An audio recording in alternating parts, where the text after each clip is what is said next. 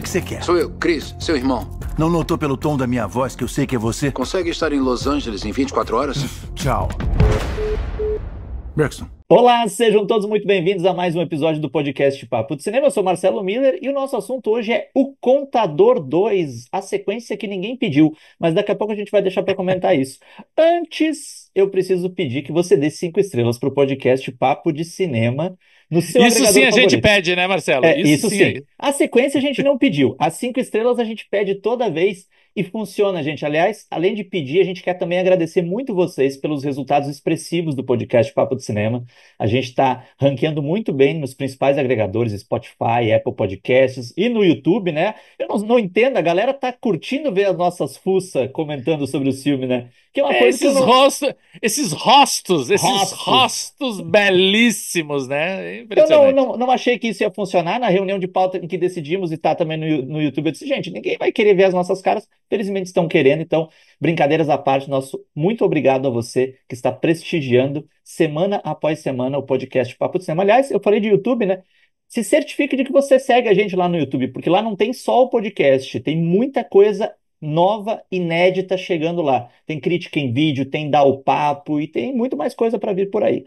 Não é mesmo, Robledo Milani, meu colega de infortúnio, aquele que pagou, eu fui à cabine de imprensa, aquele que pagou para assistir ao Contador 2. Não, vamos fazer essa retificação. Não paguei, vamos deixar claro isso. Era para porque... deixar expressivo. A realidade, ela pode ser moldada, Robledo. A realidade, ela é adequada à dramaturgia. Não, a gente sofre, mas nem tanto. Vamos tentar manter o bolso a salvo, porque existem cabines de imprensa e existem pré-estreias para É verdade. convidados. Então a gente foi numa pré-estreia, aproveitamos essa sessão. Tava ali, tava pensando que filme, o que que a gente vai falar de podcast essa semana. Às vezes tem semanas aqui no Papo de Cinema que a gente tem 2 edições do podcast na mesma semana, porque tem muito assunto bacana. Agora tem outras semanas que parece aquele filme de faroeste, assim, sabe, com os rolos de feno, assim, no horizonte. Nada acontece, a gente pensa, cara, não tem um filme bacana, não tem uma série bombando, não tem... o que que a gente vai comentar essa semana? Daí a gente pensa, qual é o maior lançamento? É O Contador 2. Tá, Que tristeza. vamos abraçar essa bronca e vamos a fundo, né? Porque nós somos profissionais, essa é a questão. Aliás, se você tá perdido e não sabe, poxa, mas esses caras não se decidem. Tem podcast na quinta, tem podcast na segunda, tem podcast no fim de semana. Quando que tem podcast novo do Papo de Cinema? Gente, se inscreve no canal de transmissão do Papo de Cinema no WhatsApp. É gratuito, é simples, é só lá procurar em transmissões, Papo de Cinema, te inscreve, adiciona e clica no sininho lá para ativar as notificações. Ali você vai receber na palma da sua mão, no seu smartphone, tudo que entra no Papo de Cinema, e o Papo de Cinema é multimídia. É tudo que entra no site, é tudo que entra no YouTube, é tudo que entra no Spotify, é tudo que entra nas redes sociais. Está tudo ali reunido no canal de transmissão do WhatsApp. É simples, é fácil, é barato, é de graça, aliás, é gratuito. Então, assim, não tem como dar errado. Lá no Papo de Cinema, inclusive, a gente já tem muita coisa de O Contador 2. A gente tem crítica em vídeo e em texto deste que vos fala. Sim, sofri 2 vezes, estou aqui sofrendo uma terceira. Estamos fazendo esse podcast porque, como disse o Robledo, numa semana... Curiosamente, né, Robledo, o circuito de cinema, depois de um feriado, ele tem a tendência a ter um filme, de repente, mais marcante. Assim, nessa semana tá uma semana fraquinha. E quando a gente... Isso sim, isso é uma demonstração da crise do mercado de cinema no Brasil. Quando o principal lançamento da semana é o Contador 2, alguma coisa tá errado. Porque assim, eu imagino que a galera tenha visto o Contador, né? Porque quando o filme do Ben Affleck foi lançado lá em 2016, eu lembro, Robledo, de ter visto no Festival do Rio. Sabe aquelas coisas meio picaretagem de festival, assim, do tipo, o filme vai estrear daqui uma semana, mas ele tem uma espécie de pré-estreia, de uma vitrine num festival de cinema. Por que que eu digo Uma sessão de picaretagem? gala. Uma sessão de gala. Porque a gente estava acostumado com o festival de cinema passando filmes que iam ter uma estreia muito lá para frente, né? Mas isso não é uma exclusividade no Brasil. Em Cannes também isso acontece, em Berlim também acontece. Do festival servir meio que como uma vitrine bacana para esses filmes. E aí eu fui assistir. Eu lembro até que uma amiga minha disse assim: Marcelo, mas por que que tu vai assistir O Contador no Festival do Rio, que tem tanto filme interessante? Esse filme vai estrear semana que vem. Eu digo, porque é pauta, porque eu sou obrigado, né? Porque tem essa coisa aí chamada trabalho. E aí eu fui assistir ao filme, se eu não me engano, no finado Roxy, que é um cinema aqui em Copacabana muito tradicional, que se transformou agora em outra coisa, num diner, club, entertainer, né, para turista. É, E aí, quando eu saí do filme Ao menos não virou igreja nem estacionamento, né? e Então nem eu já tô farmácia, feliz. e nem E nem farmácia, então tá farmácia. bom, pelo menos Então, nisso, né? Dos males é. o menor. Mas eu lembro de ter saído da sessão assim com aquela sensação de que tristeza, né? Porque o que que a gente tinha? A gente tinha um personagem do Ben Affleck, aliás, talvez seja o personagem mais adequado aos talentos dramatúrgicos de Ben Affleck, porque ele tem que ficar com uma cara de taipa o filme inteiro, né? Eu Lembrando acho que interessante, porque tu falou que tem muito conteúdo sobre o Contador no Papo de Cinema, e realmente a gente está fazendo uma. Como é a principal estreia da semana, a nossa cobertura está intensa. E uma das matérias que a gente publicou essa semana é que o Ben Affleck comentou numa entrevista que o Christian Wolff, né, o protagonista de O Contador, é um dos 5 melhores papéis da vida dele. Ele tá muito. E é interessante porque assim, a gente vai falar ainda mais porque. Outra matéria que a gente fez é sobre. Nós nos debruçamos sobre a questão, qual é a condição desse personagem? Por que esse personagem é tão diferenciado, digamos assim? E esse é um personagem, e é dito muito claramente isso, tanto no primeiro quanto no segundo filme, é um personagem que sofre de síndrome de Asperger, né?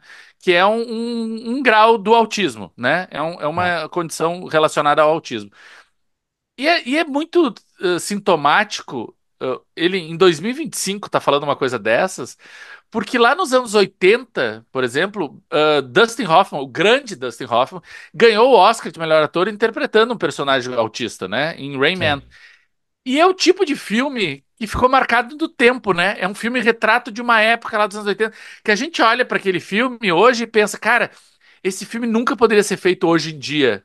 Porque hoje em dia é tipo Vale Tudo, né? Que quando foi feito lá nos anos 80, era um elenco 99% branco, e hoje, agora, quando resolve refazer, eles percebem, poxa, nós estamos falando um filme, uma novela que representa o Brasil, tem que ter pessoas negras nessa nossa novela. E isso muda toda a questão de representatividade. Uh, o Rayman, certamente, se fosse ser refeito hoje, não iam botar uma pessoa não no espectro autista para interpretar esse personagem. Certamente teria trazer toda uma outra carga de debate e discussão. A gente vê o caso recente agora da Geni, o Zeppelin, né, o filme da Ana Mulaert, que a Geni é uma personagem icônica do imaginário brasileiro, como uma, uma mulher trans, né?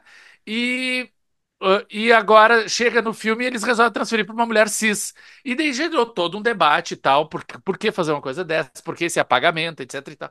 Tanto que a diretora voltou atrás e vai reescalar o seu elenco e fazer as alterações necessárias no roteiro.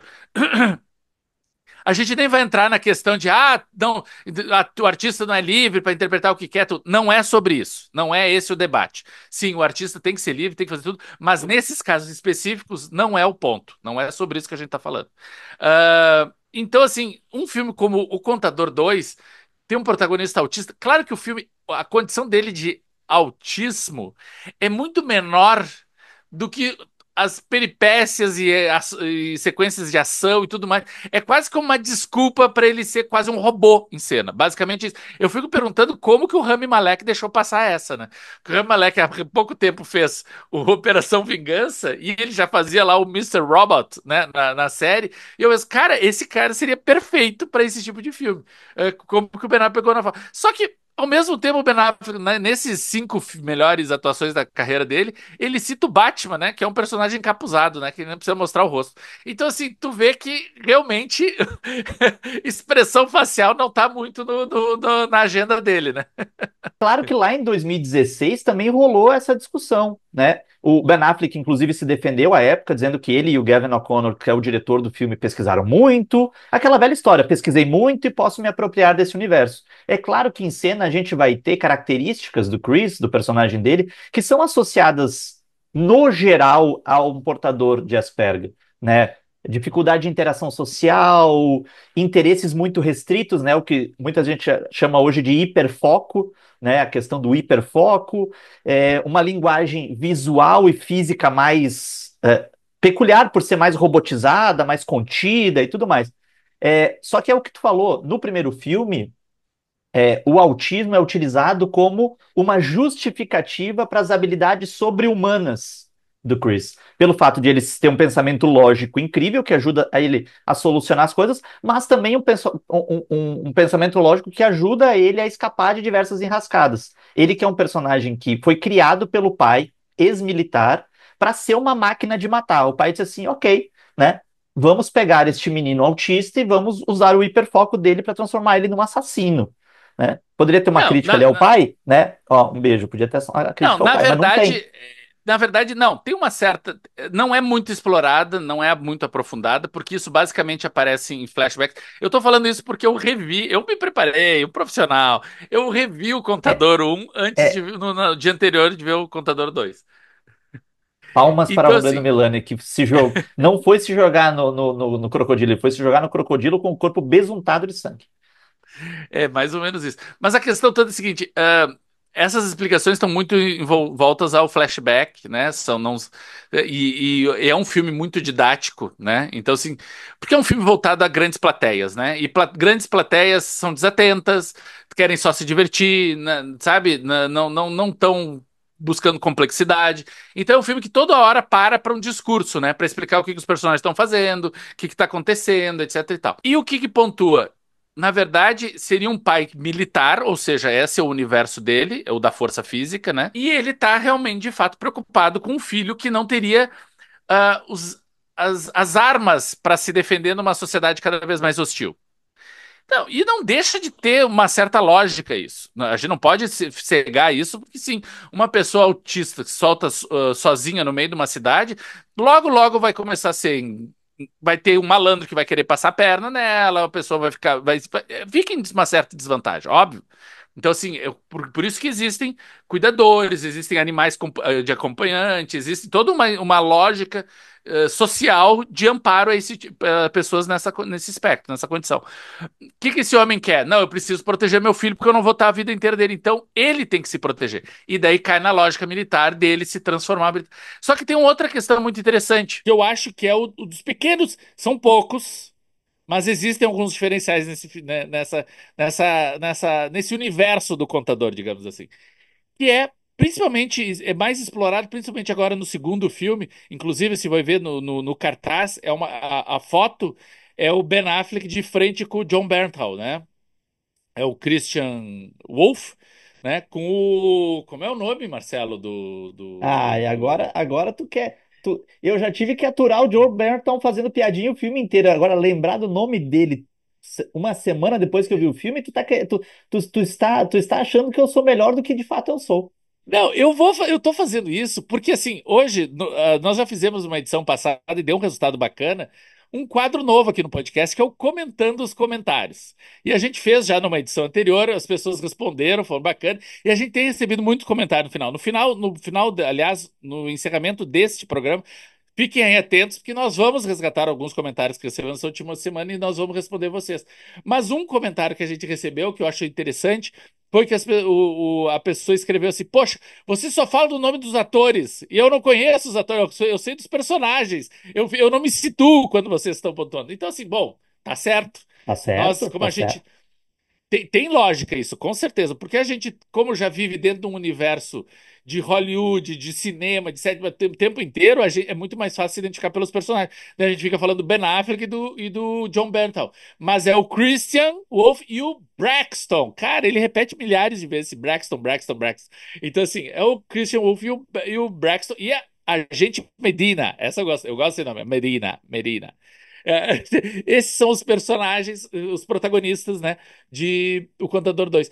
Mas daí eles trazem essa questão como se fossem dois grandes inimigos, como se um tivesse embate um com o outro. E na verdade eles são irmãos. E É. eles se apoiam. E tem uma questão até de carência ali. Eu acho interessante essa discussão.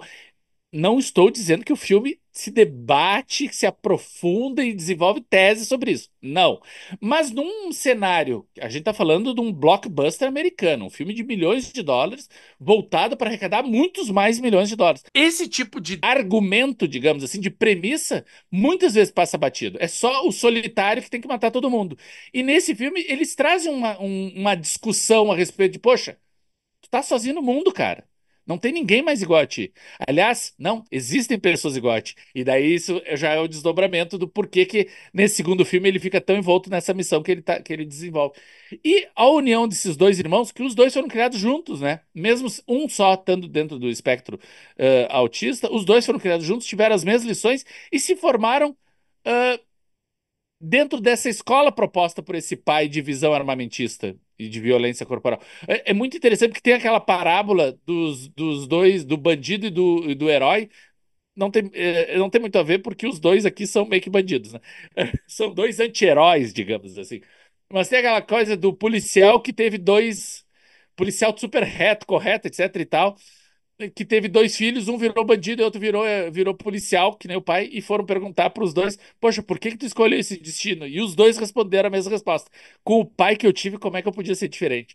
Cara, as pessoas interpretam de maneiras distintas. Então eu acho que tem interessante ver como eles seguem caminhos diferentes a partir de uma mesma criação, mas ainda assim seguem sentindo falta um do outro. E nesse segundo filme eles reforçam a questão. É um dos poucos pontos, para mim, positivos em relação ao primeiro filme. Antes até da gente fazer o nosso intervalo, pode ter algum ouvinte, algum espectador que está se perguntando, tá, mas por que que existe essa reclamação? Além do fato da gente ter um ator que não está no espectro autista, por que que existe essa reclamação de grupos de pais de autistas, reclamando desde lá de 2016 dessa estereotipia? Porque, na verdade, o autismo, e mais especificamente ainda a síndrome de Asperger, muitas vezes é retratada no cinema exatamente como ela é em Contador, como uma condição que oferece superpoderes aos seus portadores, né? Uma hiperinteligência, o hiperfoco sendo uma capacidade de ser desenvolvido de diversas maneiras, e é claro que existem portadores de Asperger que têm esse hiperfoco, que têm essa capacidade. Mas quando tu representa sempre do mesmo jeito, tu gera uma estereotipia, né? Tu gera o que a gente chama de estereótipo. E o estereótipo reduz. Então, assim, essa falta de diversidade e essa reincidência do estereótipo, que é uma coisa bastante reclamada, né? A gente vai falar depois no segundo bloco, mais especificamente sobre o Contador 2, mas eu diria que no Contador 1, o Asperger é utilizado para justificar os superpoderes do Chris. No 2, ele vira motivo de chacota muitas e muitas vezes. Ele é a porta de entrada para os alívios cômicos. Mas isso a gente vai falar daqui a pouquinho, porque a gente precisa fazer um intervalo para você dar uma respirada, tomar uma aguinha. Fique com um recado super importante, daqui a pouco a gente está de volta para continuar falando sobre O Contador 2. Olá pessoal, eu sou Vitor Hugo Furtado, um dos jornalistas do Papo de Cinema, e você está acompanhando o nosso podcast. Agora, para dar uma respirada nessa conversa, eu tô aqui para lembrar que você também faz parte desse espaço. Exatamente, pois os parceiros do Papo de Cinema tanto podem sugerir os temas a serem debatidos nesse momento de troca e discussão, como também negociar conosco inserções comerciais, divulgando o seu produto, evento, filme ou marca. Bacana, né? Fale com a gente, mande um alô por qualquer um dos nossos perfis nas redes sociais, e você sabe, estamos no Instagram, no Twitter, no Facebook e todas as outras redes sociais, ou mesmo lá no site, pelo nosso e-mail papodecinema@papodecinema.com.br. Estamos esperando pelo seu contato, viu? Tenho certeza que vai ser muito legal contar com você ao nosso lado, tornando esse Papo de Cinema ainda mais amplo e diverso. Bora lá? Estamos de volta, animadíssimos para falar de O Contador 2. A gente falou bastante sobre o contexto, né, Robledo, no primeiro bloco, falamos sobre o que esse personagem representa, quais são os problemas que se vê, mas eu comecei lá no começo, antes quase de me apresentar, eu disse uma continuação que ninguém pediu. E aí eu fico pensando, né, Robledo, eu até no texto, na crítica em texto, na crítica em vídeo, eu especulei um pouco sobre isso. O primeiro Contador custou 44 milhões e arrecadou um pouco mais de 150. 3 vezes mais, resultado legal de bilheteria, nada assombroso, mas foi bem, né? O que talvez ajude a gente a entender um pouquinho esse sinal verde. E também fico pensando se o Ben Affleck não está buscando um personagem tipo assim, o Dirty Harry do Clint Eastwood, o Rambo do Stallone, o Rocky Balboa do Stallone, que é aquele personagem para o qual voltar sempre que a carreira estiver em baixa. Não sei se é bem essa questão, é só uma mera especulação, mas O Contador 2 é um filme em tom diferente do primeiro, né? Eu senti uma diferença, assim, bem sensível em tom. E até antes da gente gravar aqui, o Robledo, a gente estava aqui se brifando. Na verdade, a gente fica, até para dizer para vocês, a gente fica conversando antes da gravação, dava para a gente ter apertado o botão e gravar, que, né, porque a gente tinha mesmo as questões a serem discutidas, estavam lá já na nossa conversa prévia. Mas assim, é um Não, filme da não. Marvel, O Contador? Dois? Não, é que se você tá chegando agora e acha que isso aqui é bagunça, não está totalmente errado. É, tem gerência, é bagunça, mas tem gerência. Mas ainda assim tem um pouquinho de bagunça. Não, mas assim, a gente já. É até curioso a gente estar comentando isso, porque já teve épocas aqui no podcast que a gente tinha um roteiro muito apertado, né? Muito determinadinho, que assim, ó, de tal e tal minuto a gente fala sobre tal assunto e depois engata nesse, e depois vai naquele.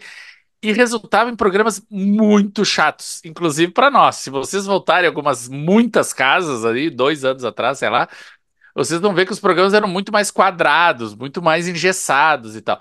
E daí a gente, aos poucos, a gente foi soltando, claro, a gente vai ganhando familiaridade com esse meio, né, do podcast e tal, e vai se soltando faz sentido também, mas obviamente alguns pontos a gente tem que discutir antes, debater antes, para não ser esquecidos, não ficarem de fora. Então, assim, tem uma pré-reunião de pauta, digamos assim. E dentro dessa proposta, a gente traz assim o. Porque o primeiro filme. É interessante tu falar sobre isso em relação ao Contador, porque assim, o Marcelo não reviu o primeiro filme, mas a crítica é dele. Então, assim, lá no site, tanto a crítica do primeiro quanto do segundo foi o Marcelo que escreveu. E é interessante porque o uso o contador no primeiro filme faz sentido ele ser um contador. Sim, Nesse total. segundo. Nesse segundo, não tem o menor cabimento. Essa história é uma história que podia ser do John Wick, por exemplo. Sabe, pegar uma coisa. Tu falou do Rambo, é que tu já tu é um garoto dos anos 80, né, Marcelo? Tu falou do Rambo e tal. Mas vamos falar de personagens mais contemporâneos, que estão vivendo. Cara, podia ser um John Wick esse personagem, porque essa história não tem relevância nenhuma o fato da profissão dele ser contador. Aliás, só tem E uma podia cena, né? ser. Desculpa até te interromper o teu fluxo de pensamento. Só tem uma cena, né? Em que ele vai abordar um cara, dele diz: Ah, pela quantidade de vendas que você faz, você deduz tanto de imposto, você faz tanto disso. Só tem uma cena que não justifica. É que essa cena, daí vem o ponto que a gente vai trazer agora, que tem muito a ver com o que tu já mencionaste lá no primeiro bloco, do fato dele ser uma pessoa com síndrome de Asperger ser usado mais como deboche, como chacota pelos personagens. Porque nesse ponto, ele não tá dando um.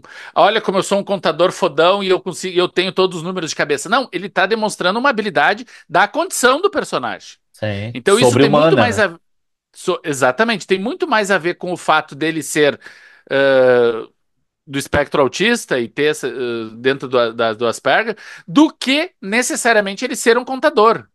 Sabe? O Dustin Hoffman do Rayman, se chegasse lá e desse essas respostas, ele faria a mesma conta na hora, na matemática. Não teria diferença nenhuma. Ah, a questão, por que que eu trago isso agora? Porque no primeiro filme faz sentido. E não é o acaso ele ser um contador, porque é meio que assim, qual a profissão mais chata do mundo? Qual é a pessoa mais Você que é entediante que é possível? contador, destila o seu ódio aqui nos comentários, o seu hate para Robledo. Robledo Milani falou isso, né?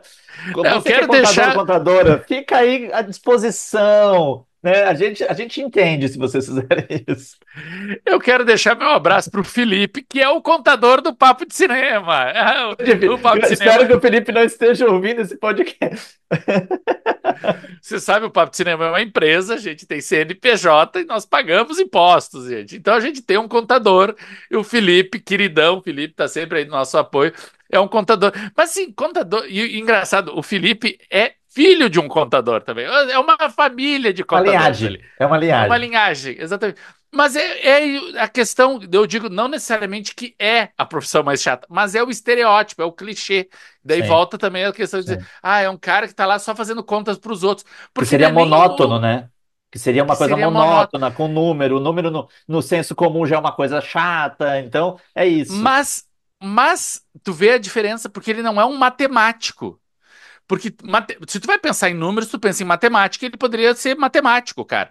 Só que matemático já vai aquela coisa do gênio, né? Nossa, ele tem que ser muito crânio, ele tem que ser muito genial para ficar fazendo contas o dia inteiro e pensando em teorias e descobrindo a comunicação entre os números, significados ocultos. Não, ele é um contador, é um cara que é pago para fazer conta para os outros, não é as contas que ele quer. Então, assim, ele terceiriza esse talento, digamos assim. Então, se aproxima mais ainda deste tédio, digamos assim, ao qual ele estaria associado. Mas é um cara que usa disso e esse disfarce de uma profissão tediosa para ser, como tu disse, um super-herói. Então, assim, gente, vamos combinar. É um filme da Marvel? É, não é um filme da Marvel, né? É basicamente.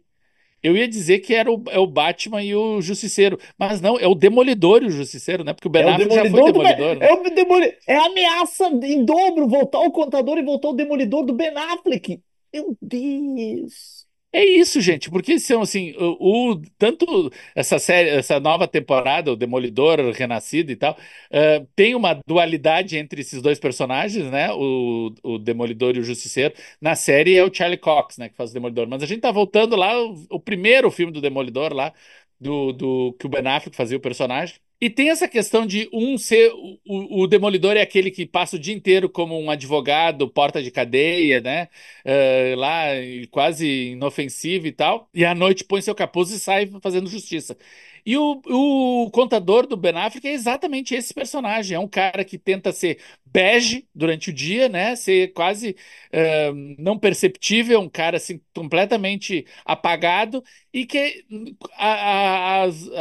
quando está distante das atenções, ele se transforma nesse ser capaz de feitos inacreditáveis. Ele tem ali a sua escola Xavier de jovens superdotados à disposição, né? Também nesse filme, então tem uma Puta ligação que com os X-Men. pariu. A gente está vendo que os X-Men estão entrando na Marvel. O Ben Affleck foi mais rápido e já trouxe os seus X-Men para si.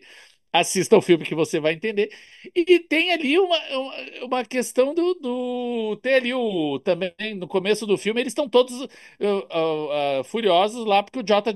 Jameson, né, o jornalista lá do Clarim Diário, é morto e ele precisa vingar a questão do cara. Então, assim, tudo vira um grande filme de super-herói, gente. É isso. É isso. E tem uma Electra do mal lá que resolveu sair matando todo mundo porque perdeu a memória e disse assim: foda-se o que aconteceu, eu vou acabar com a raça de qualquer um que se meter no meu caminho. E o Demolidor e o Justiceiro tem que se unir. Basicamente, essa é a história do filme. A impressão é que era um filme que o James Gunn ia fazer, né, para Marvel, e quando a DC chegou com milhares de dólares na frente, vem fazer um super-herói, um super-homem de cachorrinho, de dono de pet, e daí ele disse: foda-se, Marvel, foi para lá. E esse roteiro ficou num limbo, e o Ben Affleck chegou e disse assim: não, não, me dá aqui esse roteiro que eu vou fazer umas adaptações e vira um contador para mim. Gente, tudo vira filme de super-herói. É inacreditável. E o mais assustador, e por que que eu trago o James Gunn, é porque o James Gunn soube, de uma maneira muito exemplar, e a gente tem. Não estou falando do Esquadrão Suicida, gente, eu estou falando dos três filmes dos Guardiões da Galáxia. Ele soube aliar aventura, ação, personagens excepcionais com comédia, com graça, com humor. E eles tentam fazer. Esse é o grande ponto da virada do primeiro contador pro segundo, porque o primeiro contador é um filme muito classudo. É um filme para adultos, o primeiro contador. É um filme de ação, é um filme 30 a mais, sabe? É um filme para uma audiência que vai entrar numa. É um filme para 2016. É um filme para uma audiência que vai entrar numa sala de cinema e vai ficar atento. Esse filme, eu não sei se tu te ligou nisso, Marcelo, mas o primeiro crédito que aparece no filme é Amazon Studios Presents. É um filme de plataforma de streaming. Por acaso tá passando no cinema, logo logo vai chegar na Prime Video. E é um filme para quem tá vendo enquanto tá mexendo no celular, enquanto se levanta para ir na cozinha fazer um lanche, enquanto vai no banheiro, com distrações ao seu redor. E isso tem que ter um momento de graça, um momento de diversão, tudo. Então, depois de toda essa contextualização que eu tô botando, isso aqui é quase um dar um papo. E se você não sabe o que é dar um papo, se liga lá no no Papo de Cinema lá no YouTube? YouTube, que tem o programa específico do Dar o Papo. Mas eu vou te perguntar isso, Marcelo. O que que é pior? O speed dating lá, o programa de relacionamentos que um personagem vai Puta que tentar arrumar uma pariu. namorada, ou o outro de cueca ensaiando como pedir um cachorrinho corgi? O que que é pior pra ti nisso, Marcelo? Das duas, eu daria um empate técnico, né, com direito à possibilidade de espancamento dos roteiristas, né, como uma forma de vingança, já que a gente está falando de um filme que também vai tratar de vingança. Mas eu acho que o pior de tudo isso, Robledo, e eu concordo plenamente com essa contextualização que tu faz, associando a figuras dos super-heróis, porque eu acho que super se encaixa. Isso aqui não é uma forçação de barra, se você já viu o Contador 12, você sabe do que o Robledo está falando. Mas eu acho que é o fato de que no meio de tudo isso, por acaso tem uma trama. Por acaso. E é uma trama que é tratada por acaso, né? Que envolve traficantes de seres humanos que lidam com imigrantes ilegais. E aí, pra mim, o pior. Marcelo, deu uma saudadezinha de um dos filmes mais mequetrefe do Clintão da galera, né? Qualquer filme, até os filmes vagabundo do Clint, são muito melhores do que isso Não, aqui. mas não é exatamente a mesma trama do Amula, do Clintão? Ah, gente, é impressionante, assim. Exata. Mas É tu me um fez dos uma. filmes do Clintão 90 a mais já, né? Quando ele Clintão já tá na capa da gaita, ele, deixa eu fazer esse filme aí que faz quase no automático. A Mula é basicamente essa história, gente. É basicamente a mesma história. Mas eu tenho três coisas piores pra mim no filme. Pior número um, eu acho que no modo mais amplo, que é a maneira como a trama é transformada numa coisa absolutamente banal. Banal. Ela é uma desculpa para os personagens caminharem e se encontrarem. Ela é só uma desculpa, ela não tem a mínima importância. Número dois, a explicação tirada lá de onde vocês estão imaginando para justificar essa assassina que é a Electra do Mal. Cara, a desculpa. Eu disse assim, gente, parece uma ficção científica dos anos 50. Ou parece aquelas coisas do Scooby-Doo. Deixa eu tirar a máscara aqui. Ó, fulano, você estava aqui a todo momento, mas é Não, e você. é, e é Ai, aquilo, como eu comentei antes, né, Marcelo? É um personagem que para tudo para dar uma aula, né? Ele diz, tá, agora sentem que eu vou explicar para vocês o que está acontecendo. E ele fica 10 minutos falando sem parar. E eu disse que são três coisas que para mim são ruins. A terceira, no modo mais geral, é justamente a maneira como o autismo, e mais especificamente o Asperger, é utilizado como uma porta de entrada para alívio cômico. E dentro disso, né, eu vou me permitir uma subcategoria, Robledo, a piada do Ben Affleck dançando e o cara dizendo: "Ai, tu tá com o tênis do Forrest Gump?" Eu disse assim, gente, é só uma obrigação profissional que me faz continuar nessa cabine de imprensa. Porque, inclusive, o Gavin O'Connor desce com a câmera e fica mostrando o Ben Affleck dançando, que até poderia ser uma cena espirituosa, interessante, Não, de mas notar que o cara aproveitou os conhecimentos dele para entender matematicamente como é que funcionam os passos e ele vai dançar, embora seja um cara muito introvertido. E aí, o Gavin O'Connor desce com a câmera e fica mostrando ele dançando com os tênisinhos. Não, mas Marcelo, tu consegue imaginar a sala de roteiristas deles discutindo, cara, o filme primeiro lá deu certo, mas poderia ter dado muito melhor. Não, mas a gente vai transformar eles em super-heróis, eles vão ser muito mais ágeis. Esse segundo, não, mas tem que ter graça, tem que ter tudo. Não, então tá, a gente insere umas piadas aqui, ali. Não, gente, mas vocês não estão entendendo. Esse filme tem que viralizar no TikTok. A gente tem que falar com uma geração 15 mais. Daí eles pensam, então tem que ter uma cena de dancinha. Tem que ter uma cena de dancinha nesse filme. É isso, é isso. É só um desespero dos roteiristas querendo falar com adolescentes. É a única explicação. Adolescentes, não todos adolescentes, obviamente, mas com adolescentes conectados com esse tipo de comunicação de redes sociais imediatistas. Porque até porque, se fizesse sentido, porque vamos voltar lá à questão que eu propus do speed dating ou do Korg. As duas cenas são constrangedoras, mas a do programa de namoro rápido lá que ele vai e ele cria toda uma lógica para derrubar o algoritmo dos casamenteiros lá, aquilo é uma. É perdido dentro do filme. Não existe porque a gente já conhece o personagem do primeiro filme. Sabe? Por que que eles não põem uma cena dele trabalhando como contador e desmontando lógicas pré-estabelecidas que outros não alcançam? Seria muito mais Só, conveniente, até pelo perfil do personagem. Não, eles põem ele num lugar completamente alheio e que nunca mais vai ser retomado. O do personagem do Braxton, né? Todo inseguro, querendo adotar um cachorrinho, eu acho que isso acaba, de uma forma completamente forçada e com ruído, né? Ruído de comunicação ali, porque causa um estranhamento, mas tentam um encaixamento dentro do filme, porque volta aquela questão de serem personagens solidários, que querem estabelecer algum tipo de conexão, nem que seja com um animal de estimação, e que precisam desse afeto, e estão em busca desses laços. Então, assim, dentro disso, tipo, poxa, um cara que mata impiedosamente exércitos inteiros e nem se comove, por que tá tão inseguro para querer adotar um cachorrinho? Poxa, mostra a dualidade do personagem, mostra que ele tem um lado mais humano, aproxima isso do espectador. Nesse ponto, funciona a questão.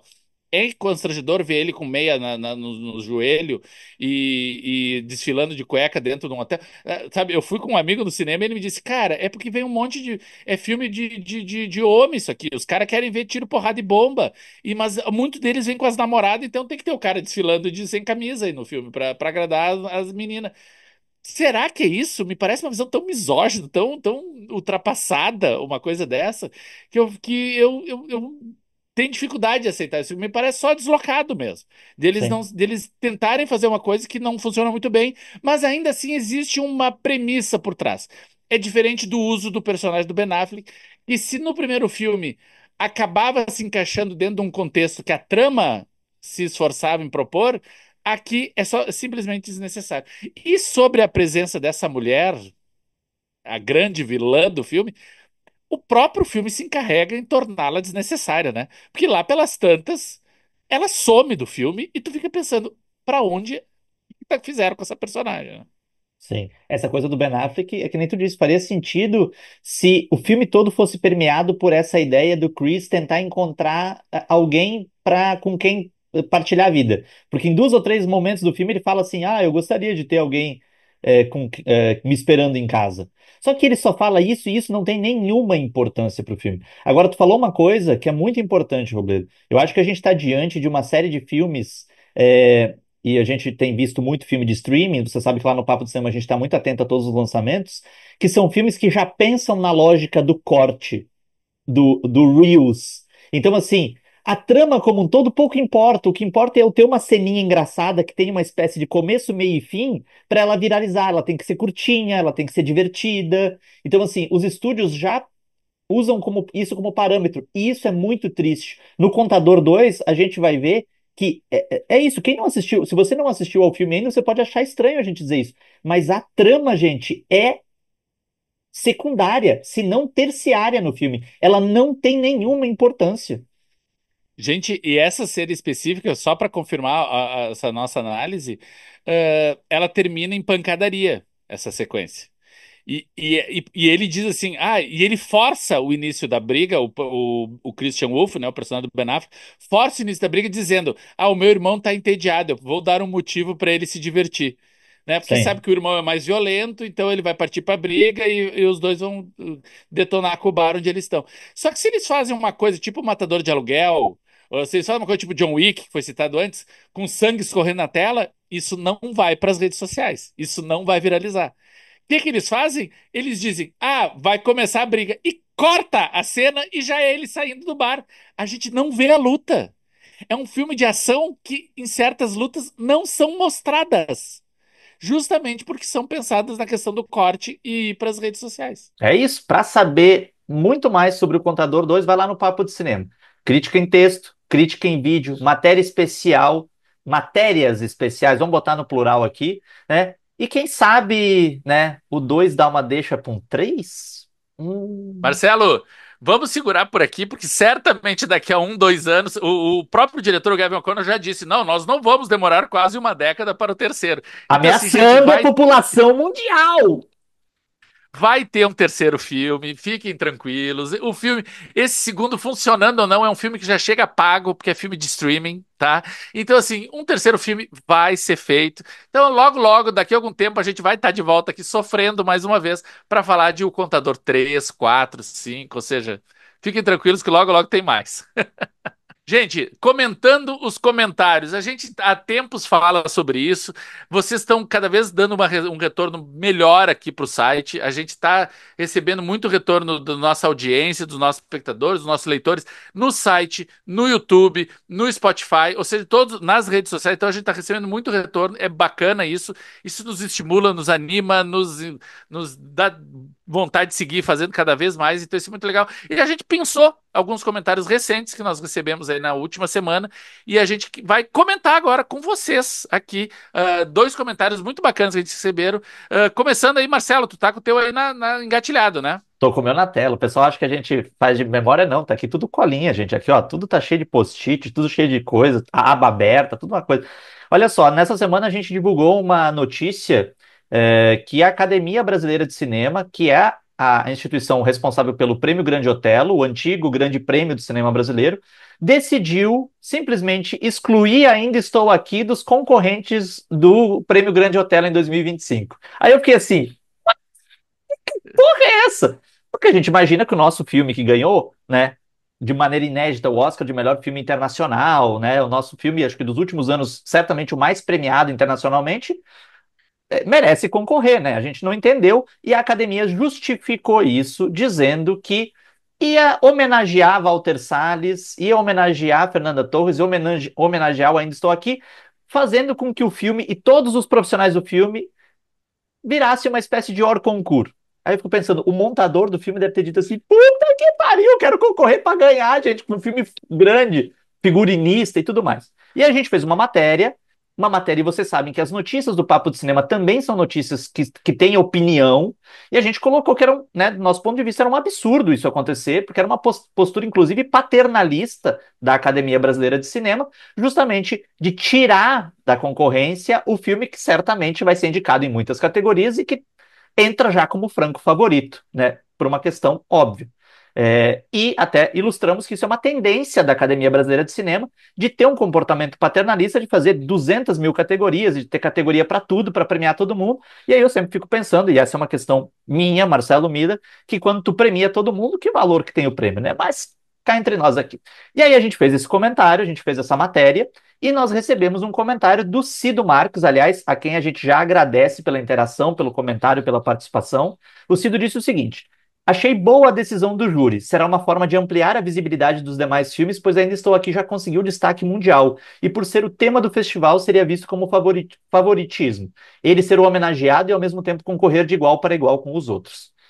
Cido, respeitando muito a tua opinião e novamente agradecendo pela interação, eu tenho que discordar de ti, porque os prêmios, eles não necessariamente precisam ser sempre vistos pela lógica do dar visibilidade ou não dar visibilidade. Essa é uma discussão que a gente tem muito em júri de festival, né, Robledo?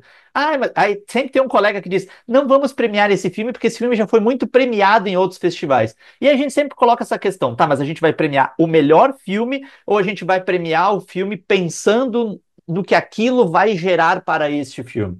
E aí eu entendo a lógica do Cido, assim como a lógica de várias pessoas que acharam que a postura da Academia Brasileira de Cinema foi correta, só que eu acho que, mais uma vez, eu acho que as intenções da Academia, isso aqui é uma suposição minha, são muito menos nobres, Cido, do que necessariamente isso. Eu acho que a intenção da Academia é evitar que Ainda Estou Aqui ganhe muitos prêmios.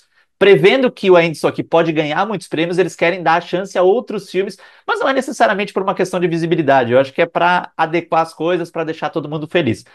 Também temos que dizer que a Academia Brasileira de Cinema, 24 horas depois de toda repercussão negativa, voltou atrás, e voltou atrás por um pedido dos produtores do Ainda Estou Aqui, que solicitaram que o filme concorresse, ou seja, isso foi revogado, e Ainda Estou Aqui vai estar entre os concorrentes, certamente, a não ser que ele não seja indicado, né, Robledo? Pode ser, ainda não saiu a lista dos indicados, mas ele está apto a concorrer ao Prêmio Grande Otelo de Cinema Brasileiro de 2025. Gente, certamente nós vamos voltar a esse tema no futuro, quando saírem os indicados, ou provavelmente quando saírem os vencedores, tudo, nós vamos debruçar mais isso. Mas eu achei a decisão inicial da academia equivocada, mas que bom que eles ouviram, né, o clamor e todo a polêmica que gerou e voltaram atrás. Então, estamos numa expectativa bacana para a premiação desse ano. Bom, outro comentário que chegou agora, que chegou também recentemente, foi para um podcast aqui para o podcast do filme O Reformatório Níquel, né? Um filme que está no Prime Video, que concorreu ao Oscar de melhor filme esse ano. E foi um bate-papo que eu fiz junto com duas queridas, a Noé Pontes e a Yasmine e Evaristo. Duas fofas, duas amigas, duas colegas aqui, críticas de cinema, que foram convidadas especiais dessa edição do podcast. Elas não são da equipe do Papo de Cinema, mas nós convidamos as duas para participarem e ouvir as ideias delas também sobre o filme. E a Adriana Mendes deixou registrado num comentário dizendo: excelente programa, adoro quando vocês trazem convidados para conversar. As convidadas em especial arrasam. Yasmine e Enoé foram cirúrgicas nas análises e comentários. Gente, Adriana, concordo plenamente contigo. Aliás, Yasmine e Enoé, se estão nos ouvindo, vocês já estão mais que convidados para voltarem para outras edições. Se preocupem que nós vamos achar um jeito, outros filmes, outras séries aí para trazer vocês. E convidado, sim. Às vezes a gente tem umas broncas, tipo Contador 2, que só quem é de casa, tipo eu e Marcelo, que aceita estar aqui comentando. Mas, sempre que der, a gente vai ter convidados, a gente vai ter pessoas especiais, a gente vai ter outras parcerias. Fiquem tranquilos, fiquem atentos. Até é importante a gente resgatar isso, porque já teve edições de pessoas reclamando dos convidados. Eu citei um comentário de gente elogiando, já teve gente dizendo: nossa, que convidado chato, nada a ver com o perfil do papo. Teve gente que escreveu assim: acaba que quem perde é o podcast, fiquei sem vontade de ouvir outros episódios. Gente, se você ficou sem vontade, perde o podcast, mas perde você também, que está se afastando de um programa que é super diverso, que é super variado. Como a gente diz, cada programa a gente procura trazer pessoas diferentes, ideias diferentes, propostas diferentes. Então, assim, se tu não gostou de um programa, tá no seu direito, tá beleza. Às vezes nem a gente gosta, gente. Fica tranquilo, tá tudo de bom. O da semana que vem vai ser melhor e o da outra vai ser diferente. E assim, ó, toda semana tem programa novo no podcast Papo de Cinema. Por isso que a gente sempre reforça: se inscreve no YouTube, se inscreve no Spotify, se inscreve no Deezer, na Apple, no Google, na Amazon Music, todo no seu tocador favorito, e aciona as notificações, porque daí você não perde nenhum programa e pode compartilhar com seus amigos, seus inimigos, seus vizinhos, com os parentes, no grupo da família, onde você quiser, tá? É isso aí, pessoal. A gente quer saber o que você achou desse episódio, o que você achou de Contador 2, se você concorda com o Ben Affleck, se esse é um dos grandes papéis da carreira dele, né? A gente quer saber tudo isso de você, porque é isso. O Comentando os Comentários surge também para a gente ampliar essa conexão que a gente sempre valoriza muito. Então, mande suas críticas positivas, negativas. A gente só não gosta de crítica desrespeitosa. É a única maneira, é a única forma de crítica que a gente não gosta, porque eu acho que esse tipo de comunicação não gera nada. Mas se você não gostou de alguma coisa, vem aqui, porque a gente lê, a gente leva isso para as reuniões e a gente sempre leva isso em consideração para melhorar cada vez mais o podcast Papo de Cinema. É isso, meu povo. Um grande abraço a todos e até o próximo podcast Papo de Cinema.